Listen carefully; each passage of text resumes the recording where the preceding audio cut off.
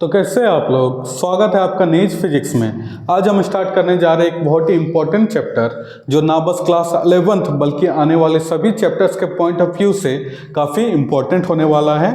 फिर चाहे वो क्लास 11th हो या क्लास 12th, ग्रेविटेशन हो या फिर रोटेशन, सभी चैप्टर्स के पॉइंट ऑफ व्यू से ये बहुत इंपॉर्टेंट होने वाला है। आशा करता हूँ कि इस लेक्चर को देखने के बाद आपका आगे का सफ़र ईजी रहेगा और इस चैप्टर में कोई भी दिक्कत नहीं होगी। तो चलिए हेडिंग लिखते हैं, वेक्टर्स।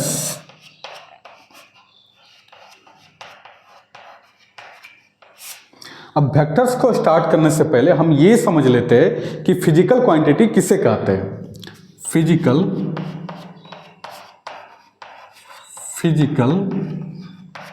क्वांटिटी।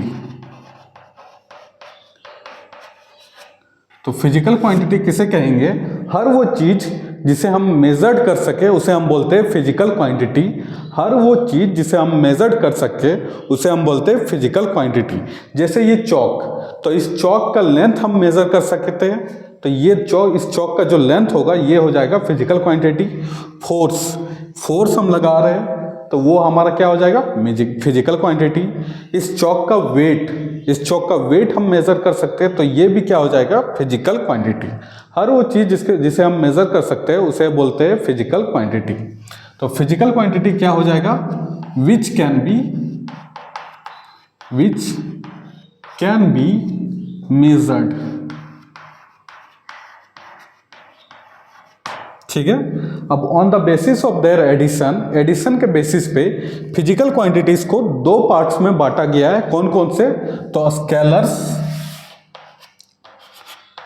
स्केलर और वेक्टर। फिजिकल क्वांटिटीज को दो पार्ट्स में बांटा गया है ऑन द बेसिस ऑफ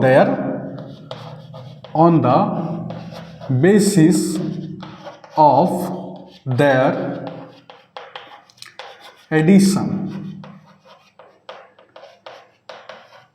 ठीक है। अगर आपने यूनिट एंड डायमेंशन पढ़ा होगा तो उस चैप्टर में फिजिकल क्वांटिटीज को फंडामेंटल और ड्राइव क्वांटिटी में बांटा गया था। तो वो बांटा गया था on the basis of their properties. हमने बांटा है on the basis of their addition के बेसिस पे हमने दो पार्ट्स में बांटा है। अब क्वेश्चन ये आता है कि स्केलर किसे कहेंगे और वेक्टर किसे कहेंगे?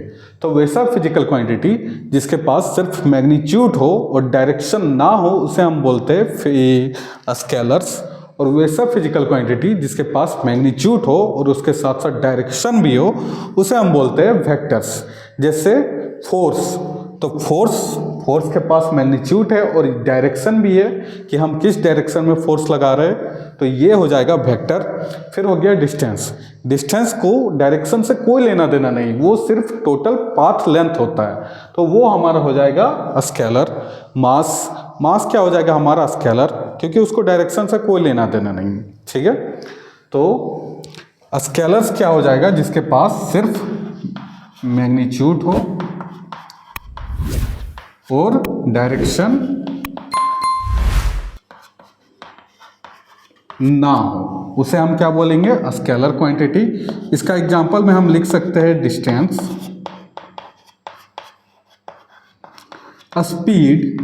स्पीड को भी डायरेक्शन से कोई लेना देना नहीं रहता, और मास, ये सब हमारा क्या हो जाएगा? Scalar quantity. ठीक है। और वेक्टर क्वांटिटी क्या हो जाएगा? वैसा फिजिकल क्वांटिटी जिसके पास मैग्नीट्यूड हो, डायरेक्शन भी हो,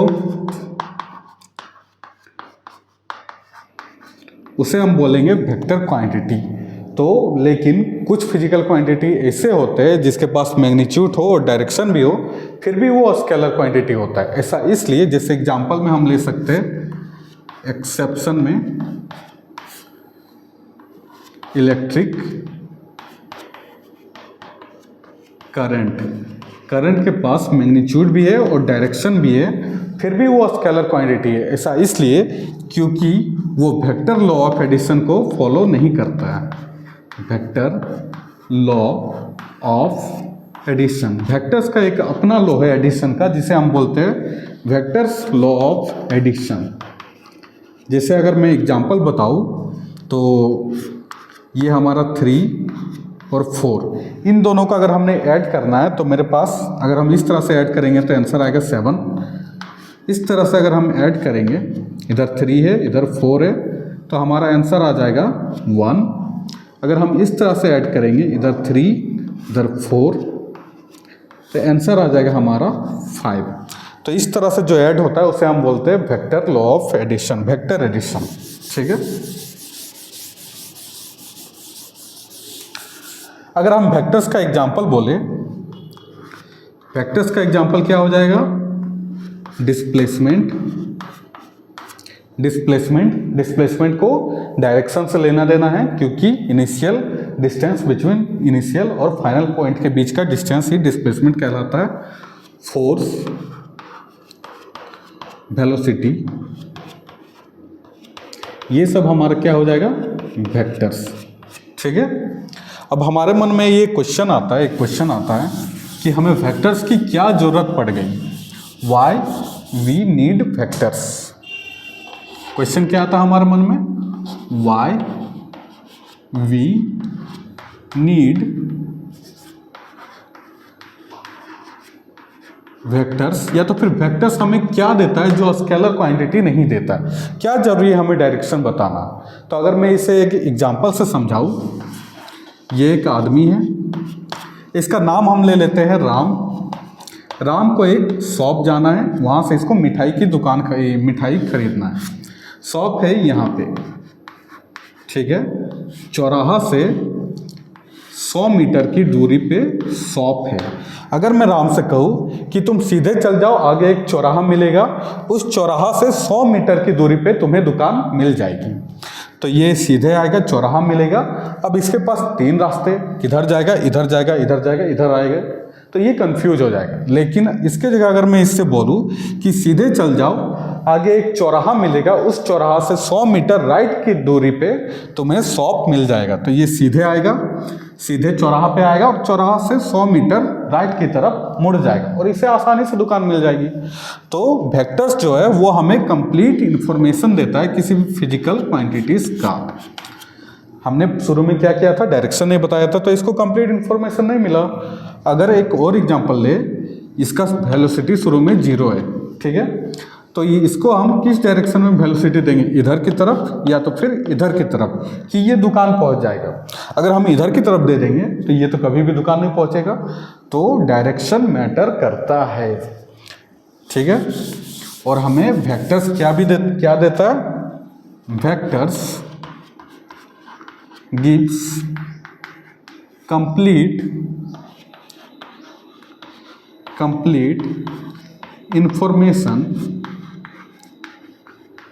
information about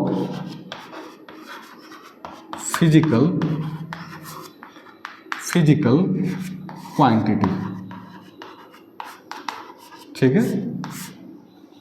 वेक्टर्स हमें क्या देता है? किसी भी फिजिकल क्वांटिटीज का कंप्लीट इंफॉर्मेशन।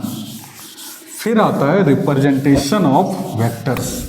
एक वेक्टर को हम किस तरह से रिप्रेजेंट कर सकते हैं, इस बारे में हम डिस्कस करेंगे। तो हेडिंग लिखते हैं रिप्रेजेंटेशन ऑफ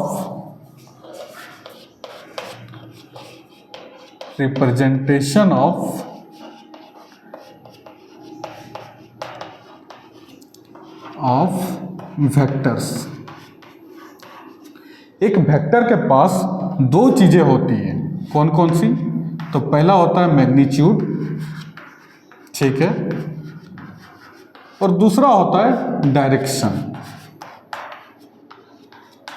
तो किसी भी वेक्टर को अगर हम लिखेंगे तो हमें दोनों चीजें दिखानी होगी, मैग्नीट्यूड और डायरेक्शन दोनों।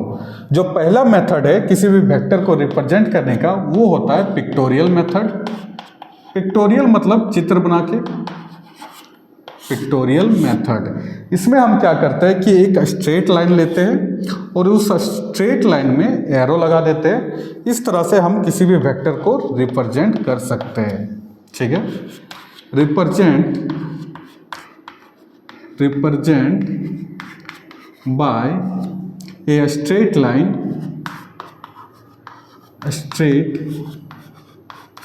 लाइन ऑन एरो एक स्ट्रेट लाइन पे हम एक एरो दे देंगे तो ये हमारा क्या कहलाएगा, वेक्टर्स। अब ये जो स्ट्रेट लाइन है इसका जो लेंथ है, ये जो लेंथ है, जितना भी लेंथ होगा इस स्ट्रेट लाइन का जो लेंथ है ये हमें देगा मैग्नीट्यूड,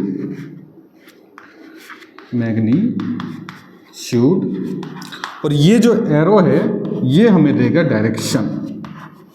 एरो गिव्स डायरेक्शन। तो हो गया ना, वेक्टर्स को दिखाने के लिए दो ही चीज चाहिए, एक मैग्नीट्यूड और डायरेक्शन। मैग्नीट्यूड इसका लेंथ दे दिया, डायरेक्शन इसका एरो दे दिया, हो गया ये वेक्टर। ठीक है, अगर हमें लिखना हो वेक्टर ऑफ ए, ठीक है, ए का अगर हमें वेक्टर लिखना हो तो हम इस तरह से रिप्रेजेंट करेंगे, ए लिखेंगे और उसके हेड में एक छोटा सा एरो बना देंगे इस तरह से। अगर हमें लिखना हो वेक्टर ऑफ बी, तो बी का वेक्टर हम किस तरह से लिखेंगे, बी लिखेंगे और उसके ऊपर एक छोटा सा एरो बना देंगे। ये जो वेक्टर है इसके पास भी दो चीज़ें होगा, मैग्नीट्यूड और डायरेक्शन। ठीक है, मैग्नीट्यूड के लिए हम ये जो वेक्टर है इसके ऊपर मोड लगा देंगे, इसे हम बोलते हैं मोड। मोड लगाने से किसी भी वेक्टर का मैग्नीट्यूड हमें मिल जाएगा, इसे हम बोलते हैं मोड। और डायरेक्शन के लिए या तो फिर हम सिर्फ इस तरह से भी लिख सकते हैं, और डायरेक्शन के लिए हम लिख सकते हैं इसके ऊपर टोपी पहना देंगे, इस तरह से हमें मिलेगा डायरेक्शन। तो किसी भी वेक्टर का जो रिप्रेजेंटेशन है वो हो जाएगा उसका मैग्नीट्यूड और डायरेक्शन। ये हो गया किसी भी वेक्टर का दिखाने का तरीका। ठीक है, दूसरा मेथड जो है किसी भी वेक्टर को दिखाने का वो होता है इक्वेशन मेथड।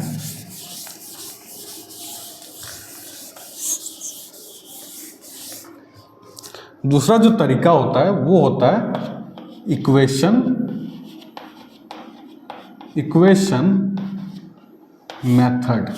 इसमें हम क्या करेंगे, एक कार्टेशियन प्लेन बना लेंगे, इधर होता है एक्स एक्सिस, इधर होता है वाई एक्सिस।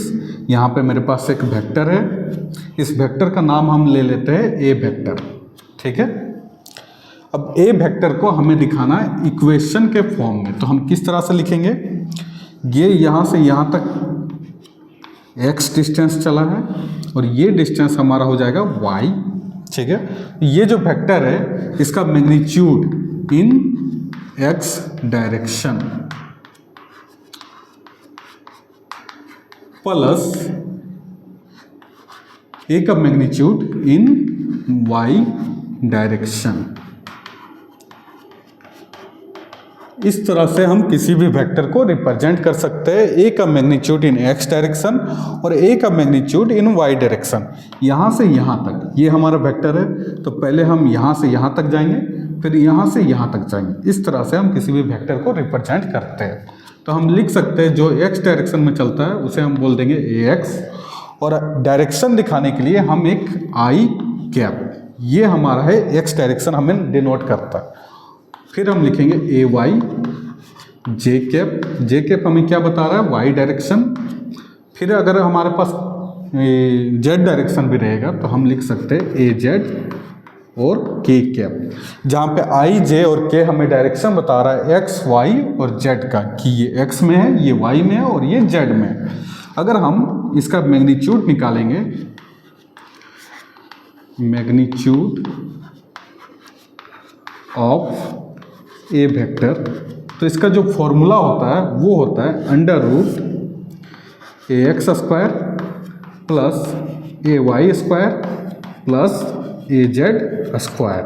और इस तरह से हम किसी भी वेक्टर का फॉर्मूला क्या बोलते हैं मैग्नीट्यूड निकाल सकते हैं, और इस तरह से इस फॉर्म में भी, इक्वेशन फॉर्म में भी हम लिख सकते हैं।